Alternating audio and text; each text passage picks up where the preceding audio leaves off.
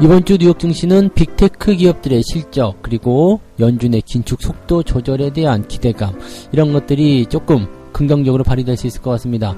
지난 주말에 미국 증시가 2% 넘게 급등하면서 마무리가 됐기 때문에 거기에 대한 기대감들이 좀 커져 있을 것 같은데요. 월요일 날도 우리나라 증시에 그런 영향이 오겠죠. 그래서 주가 반등에 대한 기대감이 좀 있기 때문에 자, 어떻게 출발하는지, 또 그런 부분들을 어떻게 이어갈 것인지 알아보는 것이 중요하겠습니다. 이 이야기 전달해 드리고요. 리오프닝 주들에 대한 관심이 다시 생겨나고 있습니다. 아직까지는 뭐 이렇다 할 만한 성과를 올리지 못하고 있는 상황인데 언제쯤 다시 가게 될 것인가, 여기에 대한 이제 관심이 높아지고 있는 거죠.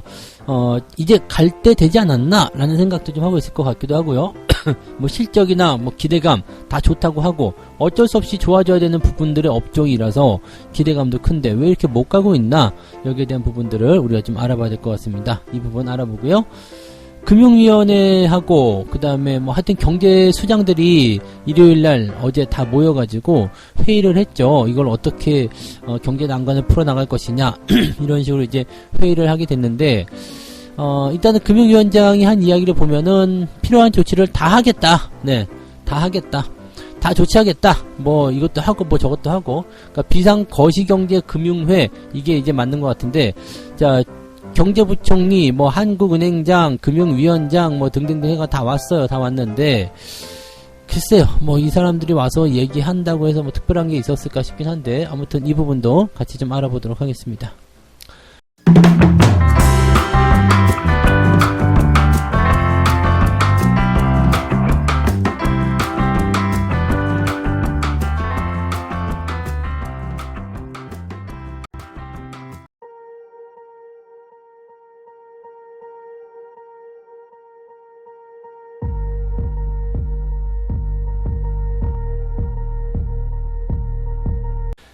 네, 반갑습니다. 오늘은 10월 24일 월요일이고요. 네, 또 새로운 한 주, 또 10월의 마지막, 네, 한 주가 시작이 됩니다. 일단 월말 윈도우 드레싱 한번 기대해 볼 수 있을까 싶기도 합니다. 지난 주말장에서 미국장이 좀 제법 올랐거든요. 그래서 그런 기대감이 좀 있는 상황인데, 미국 시장이 올라간 이유는 일단 연준의 금리 정책이 조금 속도를 조절할 것이다, 이런 얘기가 있고, 또 빅테크 기업들의 실적 발표가 있습니다. 그래서 그 내용들 알아볼 건데, 자, 우선은 뭐 애플, 구글, 모회사 이제 알파벳, 그 다음에 마이크로소프트, 아마존, 메타, 이런 기업들이 오늘 실적을 발표합니다. 그냥 그 얘네들이 발표하는 거 하나하나가 다 중요한 지표가 되겠죠. 그래서 이런 부분이고요. 또 약 150여 개 기업이 같이 실적을 공개하게 되는데, 가장 이제 주목을 받는 것은 이제 이 빅테크, 네, 선두주자에 있는 종목들이 아닐까 생각합니다. 자, 이 기업들의 실적이 어떻게 나오느냐에 따라서 시장의 분위기가 좀 달라지지 않을까 생각되고요.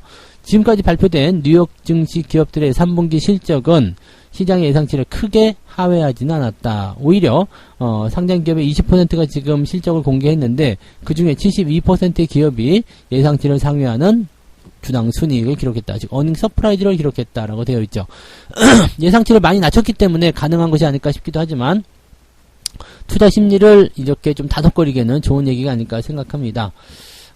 현재 실적은 네, 그다지 크게 또 빠르게 늘어나지 못하고 있는 상태이기 때문에 좀 답답하다, 네, 이런 식의 느낌이긴 합니다. 하지만 답답하다고 해서 나쁜 것은 아니죠. 그러니까 지금 현재 시장이 가지고 있는 이런 그 빅테크 기업들의 실적 발표가 조금 긍정적으로 나와주게 된다라면 조금 더 상승할 수 있는 기대치는 열려있겠다 보시면 되겠습니다.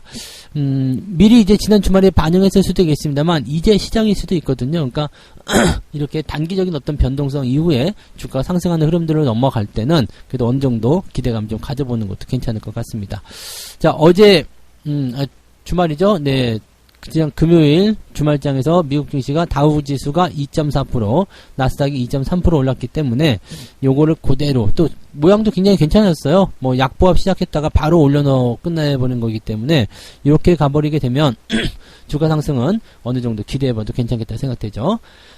자, 가장 큰 이유 중에 하나가 바로 연준의 그 내용들인데, 연준이 이제 11월 3일이죠. 우리나라로 치면은 3일날 발표가 될 것 같고, 11월 1일, 2일 이렇게 있던가요? 하여튼, 그 FOMC가 진행이 되는데, 바로 이제 다음 주, 주가 되는 거죠. 네, 바로 다음 주가 되는 건데, 다음 주가 되면은, 이 FOMC가 들어가기 때문에 지금 연준 위원들이 계속 논란을 만들어낼 수밖에 없었던 그런 발언들이 이제 셧더마우스 구간이 됩니다. 셧더마우스 입 다물어. 근데 블랙아웃이라고 해가지고요. FOMC 일주일 전에는 코멘트를 할 수가 없어요. 그래서 연설이 이제 또 없어지는 그런 주간이 좀 될 겁니다. 그러니까 좀 안정적이 되겠죠. 뭔가 연설을 한다고 나와가지고 한 얘기 또 하고 한 얘기 또 하고 하면서 불안감을 고조시키는데 그런 거 없이 이번에 가면 된다는 얘기죠. 지금 현재로서는 0.75%포인트의 금리 인상 예상할 수밖에 없는 건데 중요한 건 일단 0.75%포인트 뭐 일단은 뭐 그렇게 생각하면 되는 거고요. 중요한 건 이 회의가 끝나고 난 이후에 연설 있을 때 어떤 얘기가 나올 것이냐 이 부분이 되는 거죠. 기준금리의 방향이 지금은 0.75까지 오늘 이번에 올렸지만 다음에 0.5가 될 것이다 라고 한다면 주가가 또 한번 폭등할 수도 있습니다. 그래서 기준금리에 대한 어떤 금리 인상 속도 조절론 여기에서 약간 네 이제 연준 위원들도 돌아서는 모습이 좀 나타나고 있어요. 블러드 총재 같은 경우도 내년에 되면은 속도를 조절해야 된다는 얘기가 나오고 있기 때문에 이거를 뭐 빨리 조절할 것인지 아니면은 지금부터 조절해 나갈 것인지 그런 부분들 너무 극단적으로 달리면 안 되기 때문에 계속 들락날락하는 모습이 나오지 않겠느냐 생각됩니다. 0.75 이상으로 넘어가는 울트라였죠. 그게 울트라 스텝 그거는 아마 없을 것이다 라고 예상을 해보고는 있는데 모르죠. 뭐 일단은 근데 지금은 이 금리 인상 속도가 많이 안정화되고 있는 상태라고 보시면 되겠습니다. 11월 CPI 지표 11월 10날인가 발표가 되는데요. 얼마 남지 않았어요. 다음 주 정도 되는 거죠. 그러니까 그때 또 실업률 발표가 되고요. 그 다음에 오늘 이번 주에도 경제지표들 발표가 되는데 뭐 그다지 나쁘지 않습니다. 그러니까 뭐 특별하게 부담을 가질 만한 것들은 많지 않을 것 같은 생각이 좀 들어요. 자, 어쨌건 뭐 이런 얘기도 있었습니다. 메리 데일리라는 연준 총재가 영원히 0.75%포인트일 것이라고 생각해서는 안 된다라고 얘기를 합니다. 그러니까 요것도 이제 어느 정도 신뢰도가 좀 있고 또 긍정적인 발언이 되었다라고 판단할 수가 있겠죠. 자, 미국 채권도 고점을 찍었다라고 분석하고 있기 때문에 전부 다 이제 보면은 주가는 바닥, 금리는 고점 이런 식으로 얘기가 나오고 있다 보시면 되겠습니다. 근데 금리를 인하를 시키기는 어려울 거고요. 그냥 많이 올리는 것을 조금 덜 올린다거나 아니면 좀 텀을 두고 올린다든지 그런 식으로 가게 될 가능성도 있겠다라고 보시면 되겠죠. 어쨌거나 이런 것들은 시장에 호재가 될 가능성이 높고요. 반면에 국내 증시 같은 경우는요. 이번 주 코스피가 2150에서 2250의 중립 수준 주가 흐름을 보이게 될 것으로 전망했다. 그럴 수도 있겠죠. 네. 2200이고 위아래로 이제 밴드를 잡아가지고 대응하는 것은 크게 리스킹 하지 않는 부분이고, 2200이 지금이 저점이고 이제부터 올라갈 거예요. 라든지, 아니면은 2200을 고점으로 해서 주가 떨어져서 2000포인트가 떨어질 것이다. 이렇게 전망을 하든지, 이렇게 한쪽 방향으로만 가는 것은 약간 리스킹 하잖아요. 그래서 우리가 선물 매매나 옵션 매매 같은 거 볼 때도 양쪽에 대놓고 하는 거 많이들 보고 계시는데, 아무튼 그게 이제 리스킹을 많이 줄이는 방법 중에 하나겠죠. 그래서 증권사에서는 2250에서 위아래 밴드를 또 줬다라고 생각하시면 되겠습니다. 현재로서는 이제 레고랜드 때문에 회사채 시장이 불안해졌고, 그 다음에 자금 경색이 일어난다 이런 얘기 있어서 지금 보니까 금융위원회에서도 뭔가 거기에 대한 조치를 좀 취할 것이다 그런 얘기도 있고, 여러 가지 부분에서 관심들을 많이 갖고는 있더라고요. 회사채가 시장이 불안해져 버리면은 자금 조달이 굉장히 어려워져요. 그래서 돈이 부족해지기 때문에 기업들이 좀 피곤해지거든요. 그러니까 그런 상황이 있을 수 있다라는 거. 지금 증권주 있었고요. 그 다음에 증권주들은 루머에 시달렸다는 얘기가 있던데, 아무튼 증권주들 좀 하락하는 모습이 좀 있었고, 그 다음에 리츠 관련주, 그 다음에 건설주들 부도난다 이런 얘기는 실제로 부도난 기업도 있긴 있었어요. 근데 상장 주식은 아니었던 것 같아서 큰 문제는 없었던 것 같은데, 어쨌든 건설주도 불안감이 계속적으로 나타나고 있다. 중소형 건설주요. 그래서 그런 부분들, 이런 것들이 이제 시장에 좀 부담감을 줄 수 있는 내용이 좀 된다라고만 보여지고 있고요. 레고랜드가 사실 별거 아닐 것 같아 보였지만은 일파만파 커지면서 또 분위기가 굉장히 안 좋아지는 상황으로 좀 가고 있네요. 자, 아무튼 그런 모습이 있기 때문에 약간은 우리가 변동성은 조심해야 될 것이다 라고 볼 수가 있겠습니다. 근데 그런 변동성을 조심해야 된다라고 얘기하더라도 재밌는 게 또 이런 거 아니겠습니까? 주가가 올라가면은 그러든가 말든가 이렇게 되는 거 네. 지금 미국장이 올라가서 분위기가 괜찮아졌어. 그러면은, 그러든가 말든가가 될 수도 있어요. 그러면은, 상황은, 네, 또 다시 반대로 갈 수가 있겠죠? 뭐, 시장이 불안하다, 뭐, 그런 거 관계없이요. 그러니까 역시, 시장은, 뭐, 재료에 의해서 뭐, 걱정거리를 가져가기도 하고 뭐, 그렇지만은, 수급 차원에서 기대감이 생기게 된다라면, 주가는 올라가게 되어 있다고 보시면 되겠습니다. 앞서서 말씀드렸던, 뭐, 미국의 어떤 지표라든지 등등에 대한 얘기도 당연히 있을 수 있겠죠? 이번 주 같은 경우는 GDP 발표도 있는데, 나쁘지 않아요. 그 다음에 내구재 주문 발표 있는데, 이것도 역시 플러스 전환이 됐고요. 그 다음에 개인소득, 개인지출 다 늘어나는 상태라서 별 문제가 없는 상태입니다. 그러니까 경제지표도 중후반으로 가면은 부담감이 없는 상태라서 현재로서는 이제 연준 위원들의 그런 시끄러운 발언이 이번 주에는 일단 없는 상태에서 FOMC 기다리면 되고 또 그 다음에 경제지표도 발표되는 것들은 긍정적으로 발표가 된다. 뭐 부담될 게 없겠죠? 네, 그냥 그렇게 유지를 잘 해주시면 되겠습니다. 그래서 현재 상황에서는 조금 여유있게 느긋하게 시장을 좀 바라볼 필요가 있겠다 보시면 되겠습니다. 뭐 변동성이야 늘 있는 거 아니겠습니까? 근데 내 자리만 잘 지켜주면 되는 거예요. 막 내려갔더라고 하더라도 다시 올려놓으면 되는 거 아니겠습니까? 그래서 올려놓게 되면 괜찮은 거니까 또 그런 쪽으로 보시면 되겠죠. 자, 일단은 10월 마지막 주간 힘차게 좀 출발이 됐으면 좋겠고요. 그 다음에 전체적으로 이제 변수에 대한 부분들은 느긋하게 좀 만들어 갔으면 좋겠습니다. 월말 윈도우 드레싱 한번 기대를 해보도록 하죠. 자, 두 번째 이야기 넘어가도록 합니다. 기대에 미치지 못하고 있는 리오프닝 주 도대체 언제쯤 살아날 수 있겠는가 라는 얘기인데 글쎄요. 뭐 시간이 흐를수록 이제 업황이라든지 또는 뭐 기대감, 실적 이런 것들이 다 개선될 거라는 걸 우리 다 알고 있는 거잖아요. 이거는 그럴 수밖에 없는 구조죠. 왜냐면 악재에 의해서 이제 떨어졌었던 부분, 봉쇄에 대해서 뭐 떨어졌었던 부분들 또는 사람들이 이제 밖에 나가서 식사하는 것을 꺼렸던 부분들에 대해서 이제 그런 것들이 이제 대체적으로 좀 안 좋게 돌아갔었던 부분이었잖아요. 근데 이거는 이제 코로나가 거의 끝났다고 봐야 되지 않겠습니까? 요즘에 보면은 뭐 불야성입니다. 새벽 뭐 6시 새벽이 아니죠. 그건 아침이잖아. 근데 아침 6시 막 이때까지 막 술 드시고 막 길거리에다가 이제 뭐 내가 뭐 먹었나 이제 확인하시는 분도 계시고 진짜 이렇게 사람들이 많이 여행도 마찬가지예요. 기차역 이런데 또는 공항 이런데 가면은요 사람이 무슨 전쟁 난 것 같아요. 뭐 피난민들 모인 것처럼 바글바글합니다. 어마어마합니다. 물론 지금 이제 가을이기도 하고 막 그래서 이제 여행 수요가 많을 수도 있겠습니다만 와 어마어마하거든요. 그런데 이렇게 됐는데도 경기가 불안하고 기업들 실적이 안 나온다고 이게 좀 이해가 안 가는데라고 생각이 들 정도로 그런 식으로 뭐 지금 뭐 술집, 밥집 뭐 그다음에 여행 이런 수요들 어마어마하거든요. 주말에는 사람들이 뭐 집에 안 있어요. 다 밖에 돌아다니죠. 근데 그럼에도 불구하고 주가가 회복되지 않고 있다는 거 참 답답한 노릇이죠. 지금 대한항공과 아시아나 주가는 각각 23% 정도씩 하락했다. 16%, 23% 정도씩 하락했다. 대한항공이 그러니까 이번 한 달간에 16% 정도 빠졌다는 얘기인데 사실 뭐 근데 지난번에 빠졌던 부분이 있어가지고 좀 그런 거 아닌가 싶기도 하고요. 지금 근데 종목들로 살펴보게 되면 기준점이 어디로 잡히냐가 중요한 게 아니라 워낙 많이 내려왔던 부분이라서 이제 이것을 더 내려가더라도 충격이 있느냐 없느냐 정도 해석하시는 게 맞는 것 같고요.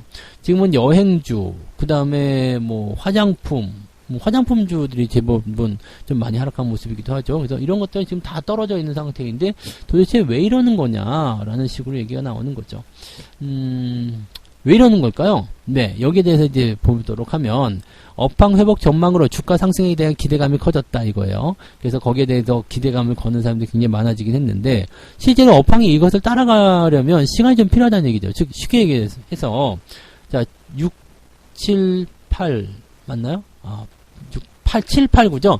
7, 8, 9가 이제 3분기예요. 7, 8, 9가 3분기인데 3분기 때 열심히 장사를 잘 했어요. 잘 해가지고 실적이 딱 나와. 그러면 그게 언제쯤 발표가 된다고요? 이제 이번 10월 말 중간 넘어가서 발표가 되겠죠? 이게 이만큼 또 딜레이가 된 건데 중요한 거는 이제 만약에 8월달, 9월달에 이게 여행 수요가 잡혀가지고 여행을 갔다. 그 다음에 그것도 이제 실제로 결산 처리가 돼가 넘어오는데 시간이 걸린다 그러면은 이게 3분기 실적이 아니라 4분기 실적이 잡힐 수도 있어요. 그러니까 예약시 같은 경우는 이미 2분기에 잡혔다가 3분기에 수요가 발생이 되고 그 다음에 4분기 때 실적을 잡히게 되는 경우가 되면 연말 실적에서나 바라볼 수가 있는 상태가 좀 되는 거거든요. 그러니까 야 이만큼 좋다는데 도대체 왜 이렇게 되는 거니? 라고 생각한다라면 글쎄요. 이게 시간이 더 필요하지 않을까요? 라고 생각할 수밖에 없는 거죠.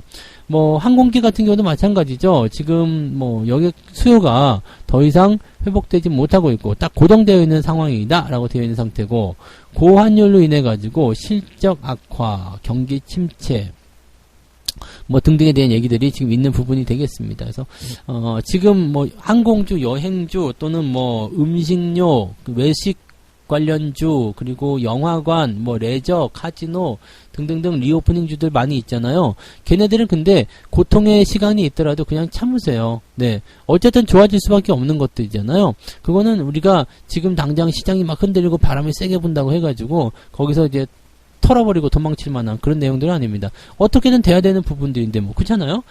우리가 뭐 버스를 탔는데 길이 너무 많이 막혀 그래가지고 차가 잘 못 가요. 그런다고 해서 내가 목적지, 그 버스가 가는 목적지까지 도달하지 않을 걸 생각 안 하면 되잖아요. 그런 생각은 안 하잖아요. 그죠? 내가 부산까지 가기로 해서 버스를 탔는데 길이 너무 막혀 12시간이 걸렸어요. 그래도 도착은 하잖아요. 그죠? 그럴 때 저는 그런 거 해요. 길이 딱 막히고 너무 차가 안 간다 그럴 때는 에이 설마 새벽까지 이러고 있겠니? 라는 생각하면은 뭐 그것보다 훨씬 더 빠르게 도착을 하죠.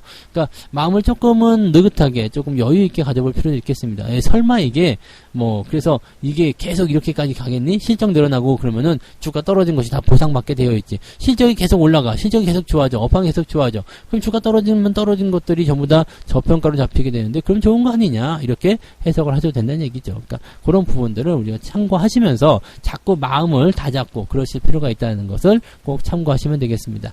레고랜드와 관련된 부분에서는 이제 회사채 관련한 부분이라 중소형 기업들 또 종목진에서 제가 살짝 말씀드렸지만은 유보율이 탄탄하고 돈이 많은 기업들은 그래도 그나마 좀 나아요. 근데 부채 비율이 많다거나 이렇게 돈이 좀 필요로 하는 기업들은 상당히 이번에 많이 흔들릴 수 있다는 걸 참고하셔야 됩니다. 망할 수도 있다 이렇게 되는 거니까 이런 쪽으로 보시면 되겠죠. 네. 자, 세 번째 이야기 가볼게요. 이 레고랜드 관련한 부분도 한번 봐야 되는 내용인데, 우리는 이제 금융위원 쪽이, 금융위원회에서 얘기하는 것이 가장 이제 핵심적이기 때문에 그쪽만 이제 뉴스를 좀 다루긴 할 텐데, 실제로 보면은, 그 비상경제회의잖아요. 이 비상경제회의에서 한국은행 총재, 그 다음에 금융위원장, 경제부 총리, 또 누가 있었지? 네. 뭐 이런 사람들이 뭐 그 청와대 경제수석 뭐 등등등 해가지고 다 와가지고 네, 이야기를 했었어요. 그 회의를 해가지고 뭔가 어떻게 좀 해보자! 뭐 이렇게 한 건데, 실제로 이제 보면은 뭐 그게 대단한 게 있었을까라고 싶긴 합니다. 근데 금융위원장이 얘기를 한번 들어보게 되면 기존 원칙에 구애받지 않고 할 수 있는 모든 것을 다 하겠다. 네. 근데 뭘 할 수 있을까라고 잠깐 고민이 좀 됐어요. 그래서 니네가 뭘 할 수 있었지? 라는 생각을 하는데 뭘 할 수 있을지 모르겠어요. 뭐 증안펀드 투입한다는 얘기는 있더라고요. 이번 주 중에. 네, 이번 주 중에 증안펀드 투입한다는 얘기가 좀 있고요. 뭐 어떻게 되겠지라고 얘기를 하는 부분일 수도 있겠습니다만 지금 이 김 위원장이 얘기한 것은 저게 있어요. 채권 시장이 이렇게 막 변수가 커진 이유는 금리가 갑작스럽게 오르게 된 그런 것이 이제 주된 이유가 아니겠느냐. 그래서 이 금리가 올라가는 부분들에 대해서 어떻게 우리가 하면 좋겠는가 이런 식으로 가는 건데 우리 이번에 0.5 안 올리면 안 되거든요. 아니면 오히려 더 올려야 되는데 이렇게 되면 변수에 대한 부분들이 좀 더 커지지 않을까라는 생각도 합니다. 그래서 유동성 커버리지에 대한 이 LCR 부분을 약간 네, 유예시켜주겠다 이런 식으로 얘기가 됐더라고요. 그래서 약간 이게 뭐랄까요? 이제 이 LCR 같은 경우는 약간 위기관리? 그냥 이렇게 봐야 되나요? 네. 위기관리에 대한 어떤 그 자금 정책, 자금 대비책 뭐 이런 식으로 봐야 되는데 요거에 대한 어떤 규제 비율을 조금 네, 완화하겠다라는 얘기가 되는 거니까 그렇게 되면은 돈줄이 약간은 풀리게 되죠. 근데 그걸로만 되는 게 아니에요. 그러니까 뭐 은행의 지준율 인하시켜주는 뭐 그런 형태의 모습을 보였는데 그런 것들이 이제 당장 그냥 엄발의 오줌 누기 같은 거죠. 그러니까 실질적으로 뒤따라오지 않으면 안 된다는 내용을 생각하셔야 됩니다. 그래서 과연 이 만나서 한 부분들이 시장의 활기를 불어넣어줄 수 있겠는가라는 생각도 조금 해봐야 될 것 같아요. 추경호 부총리죠. 이 사람은 뭐라 했느냐. 유동성 공급 프로그램을 50조 원 플러스 알파 규모로 확대 운영하겠다. 정부가요. 그렇게 하겠다라고 얘기했네요. 네, 정부가 그렇게 하겠다. 그렇게 뭐 하라고 하면 좋은데 되면 좋은데 돈은 또 어디서 나올 것인가라는 부분인 거죠. 그러니까 사람들이 또 약간 이제 반발을 하고 있는 것은 그래요. 정부가 니들이 나온 돈이 어디서 나온 거냐? 국민들 세금 아니냐? 왜 국민들 세금으로 그렇게 부실 이거나 이렇게 힘들어하는 그런 쪽에다 돈을 쓰려고 하느냐, 뭐 이런 식으로 얘기를 하는 건데, 왜 그리고 니네가 인심 쓰는 척 하느냐, 뭐 등등의 얘기들이 굉장히 많은데, 글쎄요. 그 다음에 지금 현재 시점에서 이거를 당장 살리겠다고 돈을 풀어주게 되면 어떻게 되겠까요? 이제 돈을 풀어서 유동성을 공급해서 당장 수요를 해주는 건 좋아. 근데 금리는 계속 올라가기 때문에 또 이거 금방 없어지는 거 아닙니까? 이거 뭐 약간 이제 뭐 어떻게 되는 건지 모르겠네. 네, 그래서 50조 원을 지금 어떻게 가겠다는 건지 모르겠고, 50조 원을 이제 세수로 감당을 해야 되는데 이러면 세금이 더 많이 올라가는 거 아닌가 싶기도 하고요. 네, 뭔가 다른 대책을 세워야 될 것 같아요. 돈 풀어내는 거 그거 하겠다고 지금 모여서 얘기했다고 하는 건 조금 좀 뭔가 좀 아쉽다라고 생각해야 될 것 같은 느낌이에요. 뭐 할 수 있는 거 다 하겠다고 하는데 글쎄 뭔가 이제 뚜렷한 어떤 대책은 없었지 않나라고 생각이 좀 듭니다. 네, 회사채 관련해서 기업들이 회사 자금을 융통받지 못해가지고 힘들어하는 거 물론 그거 안타까운 일이죠. 근데 그렇다고 해서 그거를 정부가 돈을 들여서 거기다가 유동성을 공급해주겠다. 글쎄요. 네. 아무튼 좋은 소식이었으면 좋겠는데, 일단 시장에 유동성이 공급된다는 것은 나쁜 소식은 아니잖아요. 그래서 뭐 수혜를 받는 기업들도 있을 수 있기 때문에 뭐 그런 쪽으로 생각을 하긴 해야 되겠습니다만, 정책적인 부분으로 봤을 때는 조금 뭐라 그럴까요? 뭐 이렇게 특별하게 기대치를 걸만한 그런 부분은 별로 없지 않았을까 생각이 좀 듭니다. 뭐 조금 더 지켜보긴 해야 되겠습니다만, 어쨌든 가장 먼저라도 이제 증환펀드라도 좀 들어와서 시장을 좀 땡겨줬으면 좋겠습니다. 시장을 조금 바닥을 잡아주고 조금 더 올려주고, 그래서 어느 일정 수준까지는 좀 올려놓고 나서 그 다음에 뭐 다른 걸 하든지 말든지 이렇게 했으면 좋겠는데, 아무튼 그랬으면 좋겠네요. 네, 그래서 지금 경제대책회의를 열긴 했는데 당장 알맹이가 있는 것 같지는 않고요. 그냥 기업들에게 돈이 잘 돌지 못하는 상황에 대한 부분을 유동성을 한번 막아보겠다. 네, 제가 국민의 세금을 한번 막아보겠습니다 라고 얘기한 것 같은 애매한 느낌이에요. 네, 이렇게 마무리하도록 하죠. 네, 그래서 오늘 이제 세 가지 이야기 전달해드렸는데요. 이번 주에는 그 빅테크 기업들의 실적, 그리고 긴축의 속도, 긴축 속도가 줄어들 것인가 아닌가에 집중을 좀 할 것 같아요. 그래서 뭐 아직은 다음 주가 금통이니까 아직은 모르는 거고, 또 거기에 대해서 이제 계속 의견들도 많이 있겠습니다만, 이제 금리에 대한 부분들을 너무 많이 이제 확장한다거나 그러지는 않을 것 같고, 네, 이제 어느 정도 좀 줄여가는 것이 이제 올해 연말이냐 아니면 내년 초냐 이런 식으로 얘기가 나오는 것 같다 생각이 좀 들어요. 자, 오늘 리오프닝 관련주들은 언제쯤 가게 될 것인가? 이것도 되게 궁금한 내용이긴 한데, 뭐 지금 같은 상황이라면은 당장 가도 이상할 게 없을 것 같아요. 뭐 여행객 수요 뭐 난리가 아니에요. 뭐 방이 없고 막 난리가 아닌데, 글쎄요. 그럼에도 불구하고 안 되는 이유는 뭐냐? 생각했던 것보다 많이 많이 이렇게 회복되지 않고 있다라는 것도 일단 첫 번째 부분이고요. 두 번째는 이런 것이 충분히 기업의 주가에 반영이 되려면 역시 시간이 필요하다. 그러니까 둘 다 시간이죠. 시간이 어느 정도 지나가야지만이 어느 정도 이제 이런 문화들이 이제 종목 업종에 접어든다라고 보시면 되겠죠. 그래서 요건 조금 더 기다리셔야 될 것 같아요. 네, 금융위원회에서 이제 비상대책 회의를 열어가지고 이름이 뭐였어? 비상거시경제금융회의. 비상대책회의죠. 네. 비상대책회의를 열어가지고, 어떻게 하면 그 어려움을 극복해낼 수 있을까? 근데 이거 레고랜드 사태 아니었으면 아마 이런 것도 없었을 것 같기도 해요. 레고랜드 사태 때문에 회사들 자금줄이 막히는 상황이 벌어지니까 긴급적으로 뭔가 해야 되겠다 하면서 만들어낸 것 같은데, 그다지, 뭐 대단히 엄청난 재료들이 있었던 것 같진 않아요. 그래서, 이런 회의는 제가 나가서 해도 될 것 같은 느낌적인 느낌이 좀 있어요. 네. 돈 풀겠다. 네. 돈 지원해주면 되는 거 아니냐. 돈 없으면 돈 지원해줄게. 우리가 필요한 조치는 다 하겠습니다. 그런 거는 여러분 아무나 다 나가도 되는 거 아니에요? 이 정도는. 뭔가 좀 더 구체적인 게 있었으면 좋겠는데, 그런 게 없는 것 같아요. 돌발 변수에 민감하게 거기에 신속히 대응하겠다. 자체 모니터링 하고 있다. 네. 필요하면은 조치를 취할 것이다. 네. 책 한 쿠지 읽고 마무리하도록 하겠습니다. 자, 만약에 전문 리스크 분석가를 원한다면 언제든지 투자 자문가를 찾아갈 수도 있을 것이다. 그러나 당신의 투자에 대해서 잠 못 이루며 불안해하기 전에 어느 정도의 리스크를 받아들일 것인지 결정해야 될 사람은 결국에는 오로지 당신 자신뿐이라는 것을 잊지 말아야 할 것이다. 자, 내가 어느 정도까지는 감당할 수 있다라는 거, 그거 감당할 수 있으면 버티세요. 근데 감당할 수 없는 수준이 이미 넘어가 버렸어. 그랬을 경우에는 비중을 축소하거나 뭔가 조금 쉬거나 이런 것들이 있어야 되거든요. 근데 감당할 수 없는 수준에서도 막 그렇게 해버리면 별로 좋은 일이 없겠죠. 그래서 여러분들이 항상 생각해야 되는 거, 내 스스로의 투자 원칙을 세우는 것, 그 다음에 내가 감당할 수 있을 정도의 리스크. 네. 그래서 비중 조절 이런 것들도 다 여기에 포함이 되는 겁니다. 그러니까 그런 것들 잘 체크하셔서 진행하시면 좋겠네요. 오늘 수다가 좀 많았는데요. 조금 있다가 9시에 무료 방송 또 진행되니까요. 그때 오셔가지고 나머지 수다를 또 들어주시면 좋겠네요. 네. 이따가 뵙도록 하죠. 9시에 하겠습니다. 고맙습니다.